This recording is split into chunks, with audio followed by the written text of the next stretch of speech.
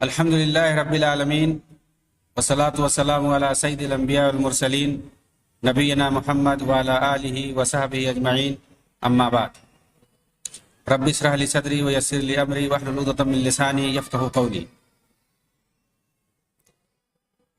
محترم ناظرین کرام اور دیگر سامعین، جمال الدین افغانی کے بارے میں ہماری گفتگو چل رہی تھی۔ اس مجلس کے اندر میری گفتگو ان کے سیاسی سرگرمیوں کے بارے میں ہوگی، تو اس سے پہلے ان کے عقیدے اور افکار کے تعلق سے خلاصہ کے طور پر میں پیش کر دوں کہ جمال الدین اگر ایک طرف شیعہ تھے تو دوسری طرف بہائی بن کر کے یہودی ماسونیت کا پرچار بھی کر رہے تھے۔ وحدت الوجود کے قائل تھے، رسالت و نبوت کو ایک پیشہ سمجھتے تھے۔ ترکی اور مصر کے علماء و مشائخ نے ان پر الحاد، زندقہ اور کفر کا الزام بھی لگایا۔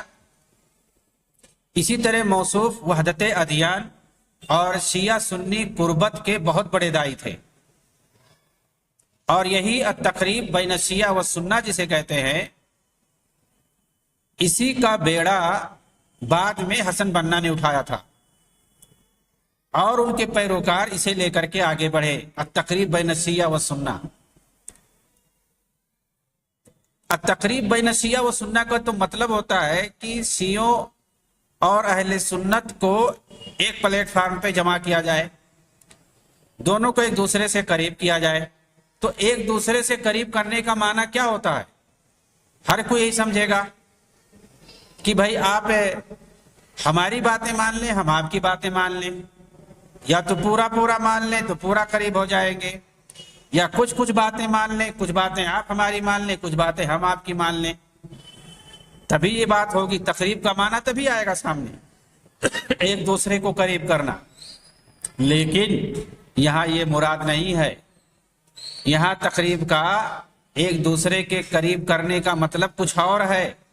مطلب یہ ہے کہ اہل سنت مسلمانوں کو شیعوں کے قریب کرنا، اور تاریخ سے یہ ثابت ہے، حقائق ہے یہ، کہ اخوانیوں نے اپنی اس تنظیم کے ذریعے سے، اپنی اس جمعیت کے ذریعے سے اہل سنت مسلمانوں کو شیعوں کے قریب کر دیا، لیکن ایک بھی شیعہ کو اہل سنت کے قریب نہیں کیا۔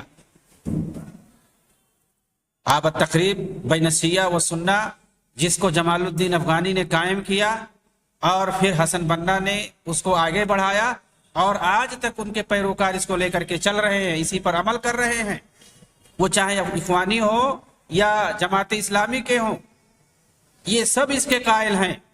لیکن آپ نہیں ثابت کر سکتے ہیں کہیں سے بھی، 90 سالہ تاریخ یہ گواہی دیتی ہے کہ کوئی ایک شیعہ رافضی سنیوں کے قریب ہوا ہو، اور اہل سنت کی باتوں کو، ان کے عقائد کو، جو بڑے بڑے عقائد ہیں، ایسی باتیں ہیں کہ ان کو مان لینے میں کوئی حرج نہیں ہے، جیسے صحابہ کا احترام کرنا، صحابہ کو گالی نہیں دینا، تبرہ نہیں کرنا، امہات المومنین کو گالی نہیں دینا، قرآن کی معتبریت کو ماننا، یہ جو بڑی بڑی چیزیں ہیں، خلفائے ثلاثہ جن کو تمام لوگوں نے متفقہ طور پر، تمام اہل سنت والجماعت کے اندر جن کی احقیت ثابت ہے، جن کی فضیلت ثابت ہے، علی رضی اللہ تعالیٰ عنہ کو چوتھے نمبر پر پوری دنیا مانتی ہے۔ اہل سنت جتنے مسلمان ہیں کسی کے اندر کوئی اختلاف نہیں ہے، یعنی جو متفقہ باتیں ہیں اہل سنت والجماعت کے درمیان، کم سے کم ان کو مان لیں، اختلافی مسائل کو چھوڑ دیں۔ تو یہ لوگ متفقہ باتوں کو بھی ماننے کے لیے تیار نہیں ہیں، تو کون سی تقریب ہوئی؟ تو یہ ان لوگوں کا کام تھا۔ آئیے ان کے سیاسی سرگرمیوں پہ ہم نظر ڈالتے ہیں۔ مصطفیٰ غزال نے کہا ہے کہ جمال الدین افغانی کی پوری زندگی سیاست سے عبارت ہے۔ ان کی پوری زندگی سیاست میں گزری ہے، لیکن یہ عجیب بات ہے کہ موصوف جس بھی ملک میں جاتے وہاں کی سیاست پر زبردست نظر انداز ہوتا۔ بھئی ایک آدمی گیا ہے، ابھی اجنبی ہے، وہ کیا کر لے گا؟ وہاں تو اس کو پہچان بنانے میں، لوگوں سے تعارف کرنے میں وقت لگ جائے گا، لیکن یہ جناب جہاں جاتے تھے، جس ملک میں جاتے تھے، वहां इस कदर असर अंदाज हो जाते थे और ऐसे अमाल अंजाम दे देते थे कि वहां के रहने वाले वो काम नहीं कर पाते थे। जाहिर सी बात है इनके पीछे कुछ और ताकतें काम करती थी, वैसे नहीं कोई कर पाएगा। हिंदुस्तान हो या अफगानिस्तान, ईरान हो या मिस्र या तुर्की, जहां भी गए वहां की आवाम को मुल्क के हुक्मरानों के खिलाफ इन्होंने भड़काने का काम किया। और आप आज देख लीजिए, चाहे वो इख्वानी जमात से हो, ये जहां भी रहते हैं, या शिया राफजी हो या तहरीकी हो, इनका एक ही काम है हुक्मरानों को बुरा भला कहना। यही एक काम इनका है, अवाम को भड़काना, उनको बदनाम करना। जो सही काम है एक आदमी का, कुंतुम खैरा उम्मतिन उखरिजत लिन्नास तअमुरूना बिल मारूफ व तनहौना अनिल मुनकर व तु'मिनूना बिल्लाह। अल्लाह ताला ने तो मुसलमानों को इसलिए पैदा किया था ताकि वो लोगों को भली बात बताएं और बुराई से रोकें। लेकिन जमालुद्दीन अफगानी ने इन लोगों को इसलिए पैदा किया है, बर्पा किया है, ताकि ये अवाम को, लोगों को हुक्मरानों के खिलाफ उभारें और भड़काएं। ये इनका काम रह गया है, क्योंकि ये खुद ऐसा काम करते थे और हुकूमत को इन्होंने, ये जहां भी गए, उनको कमजोर करने का काम किया। वो दरअसल इसलिए कामयाब होते थे क्योंकि इन कारनामों के पीछे खुफिया तंजीमें होती थी बाकायदा, जिनमें ये शामिल होते थे और इनके मकासिद को पूरा करते थे ताकि आलम इस्लाम दोबारा मुत्तहिद ना हो सके। और आज भी इख्वानियों का ये काम है। आगे हम पूरी डिटेल और तफसील से बताएंगे कि इनके पास कितनी किस्म की तंजीमें होती हैं, किस किस तरह की इनके पास तंजीमें और जमातें होती हैं, और कहां कहां इनका ताल्लुक बना हुआ है, जिसको सामने लाया नहीं जाता है। इनकी जिंदगी के बाद इस बेड़े को हसन बन्ना और उनके पैरोकार लेकर आगे बढ़े हैं। ये हकीकत है जिसकी तफसील इंशाअल्लाह मैं बताऊंगा। मोहम्मद हुसैन ये एक मुसन्निफ हैं। इनकी किताब है अल इस्लाम वल हज़ारा अल अगरबिया, यानी इस्लाम और मगरबी तहजीब। इसके सफ़ा नंबर 65 से लेकर के 78 में पूरी तफसील से लिखा है जमालुद्दीन अफगानी की सियासी सरगर्मियों के बारे में और उनके मकासिद को वाज़े किया है कि ये लोगों को इसलिए भी मशकूक कर देते हैं कि इनकी सारी सरगर्मी खुफिया होती थी। यही वो शख्स है जिसने मिस्र के अंदर सबसे पहले खुफिया तंजीम की बुनियाद डाली है। इनकी सारी सरगर्मी खुफिया होती थी। चुनांचे यही वो शख्सियत है जिसने मिस्र के अंदर सबसे पहले खुफिया तंजीम की बुनियाद डाली है। बल्कि यही वो शख्स जहां भी ये जाते वहां एक खुफिया तंजीम जरूर बना लेते थे। करें चंद उन खुफिया तंजीमों का जिक्र करूंगा जिनका तज़किरा मुस्तफ़ा गज़ाल ने अपनी किताब दावत जमालुद्दीन अफगानी के अंदर किया है। चुनांचे ये सफ़ा नंबर 94 में लिखते हैं कि जमालुद्दीन अफगानी ने मिस्र पहुंचते ही एक सियासी पार्टी की बुनियाद डाल दी। अजनबी शख्स हैं, अभी मिस्र में पहुंचे हैं कि एक सियासी पार्टी की बुनियाद डाल दी। आदमी जहां रहता है वहां माहौल बनाता है, अपना असर और रसूख कायम करता है, एक जिंदगी का हिस्सा, एक बेहतर हिस्सा उसका गुजर जाता है, फिर वो जा करके अपनी सियासी सरगर्मी शुरू करता है अगर कोई चाहता है तो इस मैदान में। लेकिन इन्होंने जाते ही एक सियासी पार्टी की बुनियाद रख दी जिसका नाम इन्होंने रखा अल हिज़्बुल वतनी अल हुर्र, इंडिपेंडेंट पैट्रियाटिक पार्टी, वतन परस्त कौमी पार्टी। शुरू में इसे इन्होंने खुफिया रखा। हर चीज को खुफिया और पुरअसरार बनाकर रखना ही जमालुद्दीन अफगानी की असल पहचान थी। चुनांचे लेकिन चंद ही दिनों में ये राज खुल गई। ये राज उस वक्त खुली जब जमालुद्दीन के साथ एक वफद भी फ्रांस के सफीर के पास गया, जहां उस पार्टी का तज़किरा हुआ। اور بتایا گیا کہ اب مصر میں اصلاح کی غرض سے ایک سیاسی پارٹی کا ہونا ضروری ہے۔ یہ شاہ اسماعیل کا زمانہ تھا۔ اس وقت امیر توفیق مصر کا ولی عہد تھا، چنانچہ اس پارٹی میں امیر توفیق کو بھی رکن بنایا گیا اور اس کا صدر جمال الدین افغانی کو بنایا گیا۔ یہ پہنچتے ہیں اور سیاسی پارٹی کی بنیاد رکھتے ہیں اصلاح کے نام پر، اور جو وہاں کا اقتدار اعلیٰ ہوتا ہے، وہاں کی جو حکومت کے جو وہاں کے لیڈران ہوتے ہیں، ان لوگوں کو رکن بنا لیا جاتا ہے۔ اتنی پہنچ ان کی رہتی ہے۔ اس کے بعد پورے مصر میں یہ خبر پھیل گئی کہ جمال الدین کی صدارت میں ایک سیاسی پارٹی کی بنیاد رکھ دی گئی ہے، اور تمام اخباروں نے اسے سہ سرخی دے کر کے چھاپا بھی۔ الحزب الوطنی الحر کے نام سے ایک پارٹی بن گئی ان کے پہنچتے ہی۔ اس پارٹی کا صدر گرچہ جمال الدین کو بنایا گیا، مگر اس کے پیچھے انگریز تھے۔ چنانچہ اس پارٹی کا منصور اور اس کے سارے اصولوں کا بانی مسٹر بلنٹ ہے۔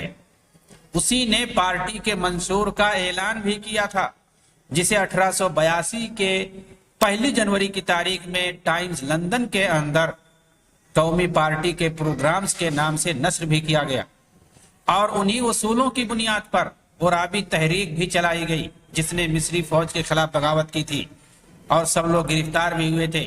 ان میں محمد عبدہ، محمود سامی بارودی اور احمد عرابی وغیرہ شامل تھے۔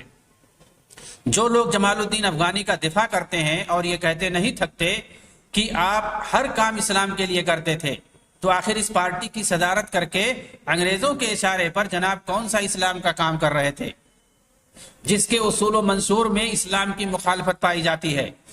جمال الدین کے مریدوں نے جسے اسلامی وحدت کا نام دیا تھا، آئیے دیکھتے ہیں یہ وحدت کیسی تھی اور اس کے اصول کیسے تھے۔ چنانچہ انہوں نے جس پارٹی کی بنیاد رکھی تھی، اس کے منصور کے پہلا آرٹیکل ہے، اس کا خلاصہ کیا ہے، اس میں کیا لکھا گیا ہے۔ یہ پارٹی ترکی خلافت کا معترف ہے، عبدالحمید خلیفہ وقت ہیں، مصر ترکی خلافت کو خراج دیتا رہے گا، ساتھ ہی داخلی سیادت کا بھی قائل ہے۔ ترکی کی علمداری میں رہنا ہمیں گوارا نہیں ہے، اس کے لیے یورپی ممالک بطور خاص انگلینڈ کی سرپرستی حاصل ہے۔ اس آرٹیکل سے پتا چلا کہ پارٹی مصر کو خارجی طور پر ترکی کا سپورٹ کرتی ہے، مگر داخلی طور پر آزادی چاہتی ہے، اور جمال الدین اکثر جگہوں پر اسی بات کا پرچار کرتے ہیں۔ پارٹی کی بنیاد شریعت اسلام پر نہیں ہے، بلکہ قومی وطنیت پر ہے۔ پارٹی انگریزوں کی سرپرستی میں کام کرتی ہے اور انہی کے سہارے باقی ہے، بلکہ ان کے بلبوتے ہی اپنا سرکولر بھی جاری کرتی ہے۔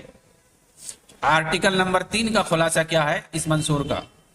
پارٹی ارکان فرانس اور انگلینڈ کے فضل کا معترف ہے، یعنی جتنے پارٹی کے ارکان ہیں سب لوگوں کی طرف سے یہ بات کہی جا رہی ہے کہ فرانس اور برطانیہ کے فضل کا معترف ہے یہ پارٹی، مطلب ان کے فضل اور احسان سے یہ پارٹی بنائی گئی ہے، جنہوں نے مصر کی سچی خدمت کی ہے۔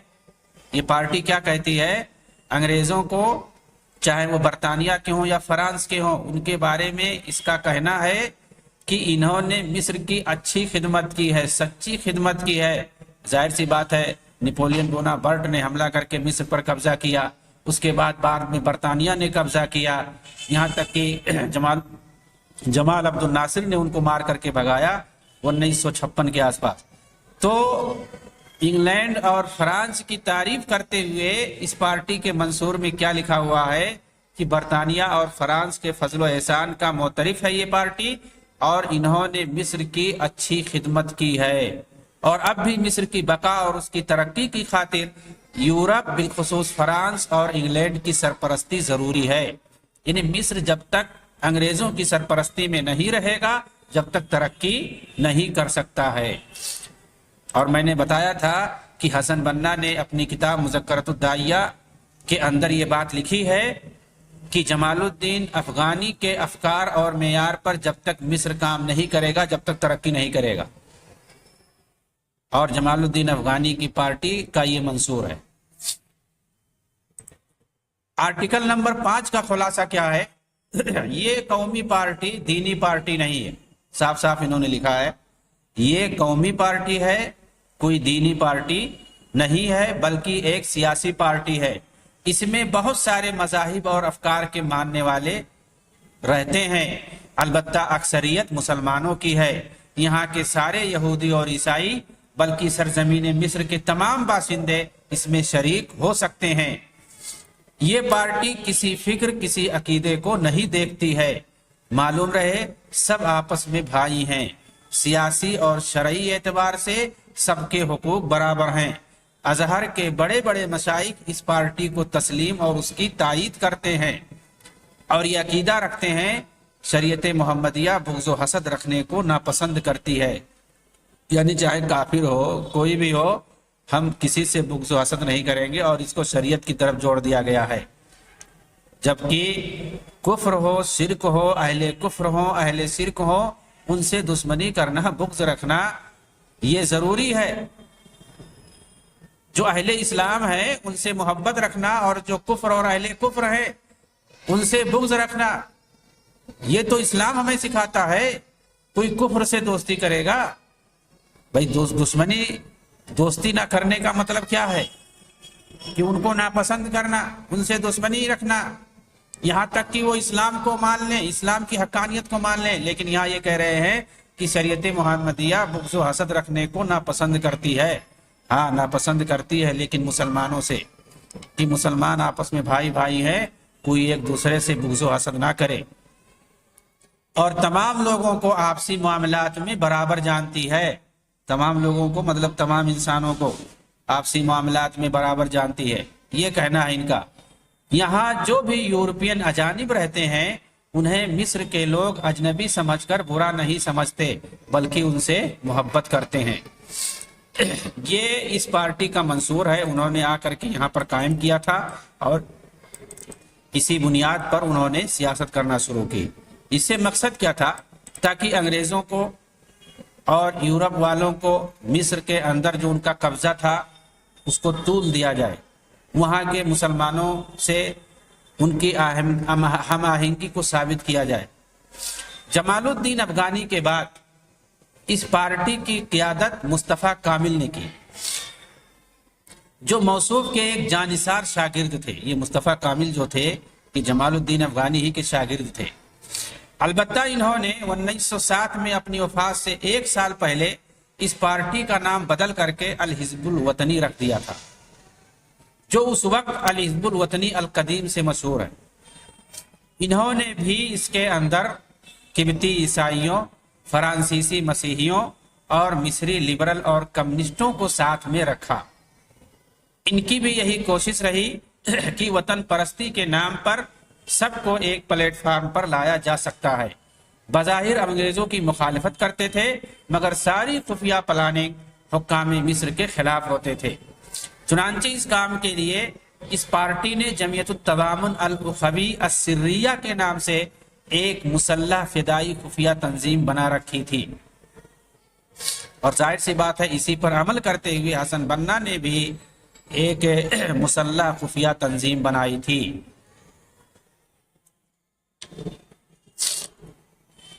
इनके बाद इनके दोस्त मोहम्मद फरीद इस पार्टी के सरबराह बने, हसन बन्ना ने जिनकी तारीफ की है। कुछ ही दिनों में मज़कूरा खुफिया तंजीम के एक नौजवान रुकने इब्राहिम नासिफ अलवरदानी ने मिस्री वजीर आज़म पतरस गाली को धोखे से कत्ल कर दिया।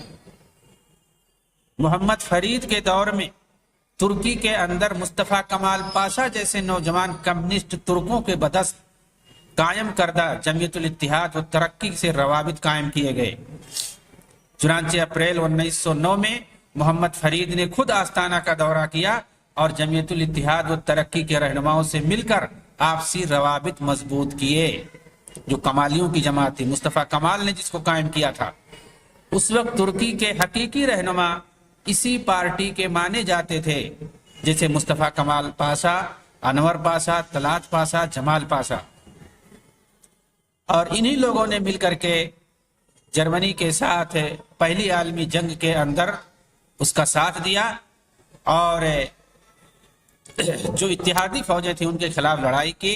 और इसका माहसल क्या हुआ, इसका नतीजा क्या हुआ مسلمانوں کے ماتحت جتنے بہت سارے عرب ممالک تھے وہ سب چلے گئے۔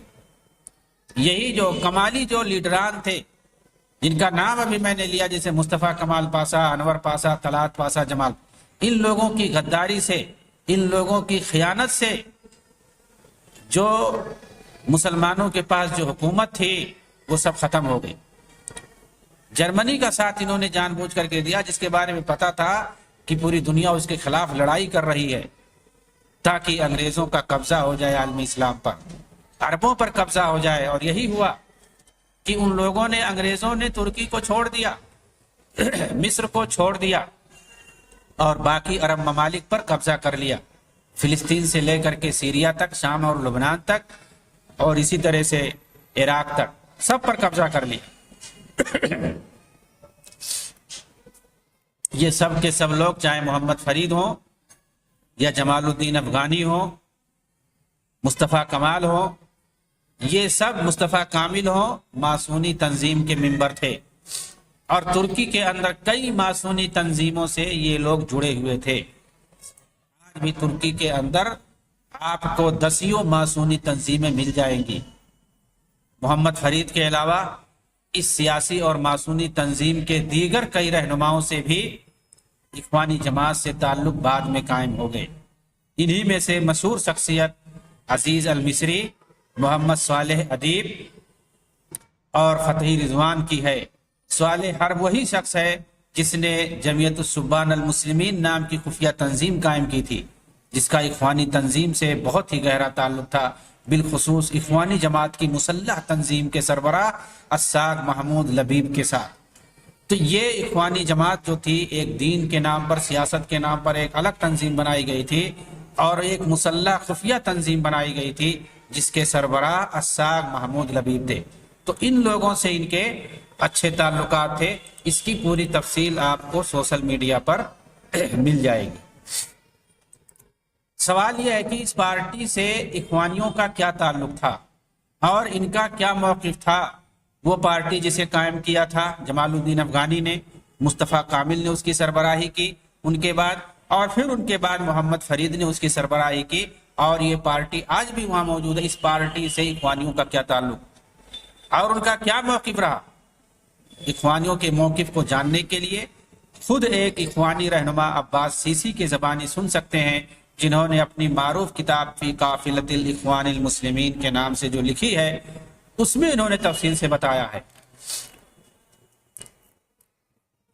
کہ مرشد عام استاد حسن بنا نے قومی پارٹی کے مؤسس اور بانی مصطفیٰ کامل کی برسی کے موقع پر 8 فروری 1948 کے دن شام کے وقت قاہرہ کے اندر خطاب کرتے ہوئے کہا، مصطفیٰ کامل صرف پارٹی کے لیڈر ہی نہیں تھے اور نہ ہی صرف اس کے صدر تھے، بلکہ وہ اس تحریک کے بانی اور محرک اصلی تھے، وہی اس کے اصولوں کے خالق تھے، وہ ایک پوری امت کے قائد تھے۔ وہ اس طرح ہو، وہ صرف وقت کی ضرورت ہی نہیں ہوتا بلکہ وہ اللہ کی کاریگری ہوتا ہے، اور اسی کے فیصلے سے ایسا تاریخ میں کبھی کبھی ہوتا ہے۔ یہی وجہ ہے کہ ان کی یاد آج بھی تازہ ہے اور ہمیشہ تازہ رہے گی۔ مصطفیٰ کامل اپنے مقاصد میں اور ان کے لیے وسائل و اسباب کے اپنانے میں کامیاب رہے، لیکن آج ہم 40 سال کے بعد بھی اسی ڈگر پہ کھڑے ہیں جہاں پر انہوں نے ہمیں چھوڑا تھا۔ چنانچہ آج ہم چاہتے ہیں کہ سب مل کر اس کے لیے قربانی دیں۔ یہ حسن بنا کی تقریر ہے جو مصطفیٰ کامل کی برسی پر انہوں نے کہا ہے۔ اسی طرح محمد عبد الجواد نے اپنی کتاب اسرار التمیز الاداری والمہاری کے فی حیات الامام الشہید حسن بنا کے اندر لکھا ہے کہ استاد حسن بنا نے مصطفیٰ کامل کی 1946 کی برسی پر تقریر کرتے ہوئے کہا، الزعماء ثلاثہ، زعیم صنع نفسہ وزعیم صنعته الظروف وزعیم صنعه اللہ علی عینہ۔ لیڈر 3 طرح کے ہوتے ہیں، ایک وہ لیڈر جو اپنے آپ کو خود تیار کرتا ہے، اور ایک وہ لیڈر جسے حالات لیڈر بنا دیتے ہیں، اور ایک وہ جسے اللہ اپنی نگاہوں کے سامنے خود بناتا ہے۔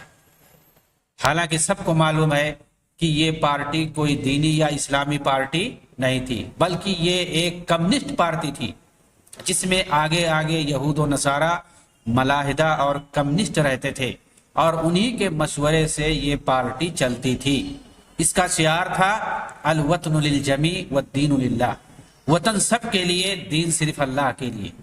بالکل وہی شعار جو کمیونسٹوں نے یورپ میں اپنایا تھا کہ دا ما لقیصر لقیصر وما للہ للہ، کہ جو بادشاہ کے لیے ہے اس کو الگ رکھو، جو خدا کے لیے ہے اس کو الگ رکھو۔ اور وہی شعار ان لوگوں نے مصر میں اپنایا تھا، جس کی حسن بنا تعریف کرتے تھے اپنی تقریروں کے اندر۔ یہ پارٹی بلا صبح ایک ماسونی تحریک، لیکن حسن بنا کی تعریف قابل دید ہے۔ آخر حسن بنا اس ماسونی یہودی تحریک کی تعریف کیوں نہیں کریں گے کہ یہ تحریک بھی اخوانی جماعت کی سپورٹ ہر موڑ پہ کرتی تھی اور کرتی ہے۔ چنانچہ جب اخوانی جماعت کی تحلیل اور اس کے کالعدمی کا سرکاری فیصلہ آیا تو سب سے پہلے اسی ماسونی تحریک نے اس کا ساتھ دیا۔ ایک اخوانی رہنما محمود عبدالحلیم، یہ بہت ہی معروف لیڈر ہیں اخوانیوں کے، اور انہوں نے ایک بہت ہی بڑی کتاب لکھی ہے الاخوان المسلمون احداث صنعت التاریخ۔ 3 جلدوں میں انہوں نے ایک ضخیم کتاب لکھی ہے، اور اخوان المسلمین کی پوری تاریخ انہوں نے اپنے زمانے تک لکھا ہے، حالانکہ یہ شروع ہی سے حسن بنا کے ساتھ تھے۔ اس کے جو ہے دوسری جلد میں صفحہ نمبر 114 پر انہوں نے لکھا ہے کہ جس وقت نقراسی پاشا کی حکومت نے اخوان المسلمین کی تحلیل کا فرمان جاری کیا، اس وقت سب سے پہلے اسی قومی پارٹی نے اس پر اعتراض کیا۔ چنانچہ المصری اخبار میں 1950 کے اندر 8 فروری کی تاریخ میں یہ نشر کیا باقاعدہ کہ قومی پارٹی کی ہائی کمان نے حکومت کے اس فیصلے پر اعتراض کیا ہے، یعنی اخوانی جماعت کے تحلیل کا فیصلہ جو ہوا تھا۔ آخر اس دفاع کا مقصد کیا ہو سکتا ہے؟ یہی نا کہ دونوں کا آپس میں بہت ہی گہرا رشتہ ہے، بلکہ محمود عبدالحمید نے خود اس ماسونی پارٹی کی خوب تعریف کی ہے۔ چنانچہ مذکورہ کتاب جو ابھی جس کا بیان آیا اخوان المسلمون احداث صنعت التاریخ، اور شارٹ کٹ میں اس کو احداث صنعت التاریخ کہا جاتا ہے، اس کے دوسرے جلد کے اندر صفحہ 116 پر انہوں نے لکھا ہے کہ اس پارٹی کے بانی یعنی مصطفیٰ کامل جو تھے، ان کی وفات کے بعد 2 لوگوں نے اس کی سربراہی اصل میں کی ہے۔ ایک محمد فرید نے، جو مصطفیٰ کامل کے نقش قدم پر آخر تک چلتے رہے، یہاں تک مجاہدین کی موت مر گئے۔ ان کے بعد حافظ رمضان اس پارٹی کے سربراہ بنے اور سابق سربراہوں کے نقش قدم پر چلنے کی کوشش کی، اور یہ پارٹی ثابت قدمی، قومی جدوجہد اور آزادی کی مثال بنی رہی۔ حقیقت یہ ہے کہ چاہے حسن بنا ہو یا دیگر اخوانی، اس ماسونی پارٹی کے بارے میں ان کی تعریف صرف زبانی ہی نہیں رہی، بلکہ حسن بنا کی پوری یہ کوشش رہی کہ اس پارٹی کو اخوان المسلمین کے ساتھ ضم کر دیا جائے، اور اخوانی جماعت کو دعوتی کاز اور اس پارٹی کو سیاسی کاز کے لیے الگ الگ استعمال کیا جائے۔ اسی حقیقت کی صراحت خود اخوانی محمود عبدالحلیم نے اپنی مذکورہ کتاب کے اندر کی ہے۔ چنانچہ وہ لکھتے ہیں کہ قومی پارٹی کے سیکریٹری فتحی رضوان نے کہا، استاد حسن بنا سے میرا تعلق برابر رہتا تھا، وہ اکثر کہا کرتے تھے کہ اخوان المسلمین کی ساری سیاسی سرگرمی قومی پارٹی کو مرتکب کر دینا چاہیے اور اسے صرف دعوتی کاز کے لیے محدود رہنا چاہیے۔ یہ ہے اس پارٹی کی حقیقت۔ وآخر دعوانا ان الحمدللہ رب العالمین، والسلام علیکم ورحمۃ اللہ وبرکاتہ۔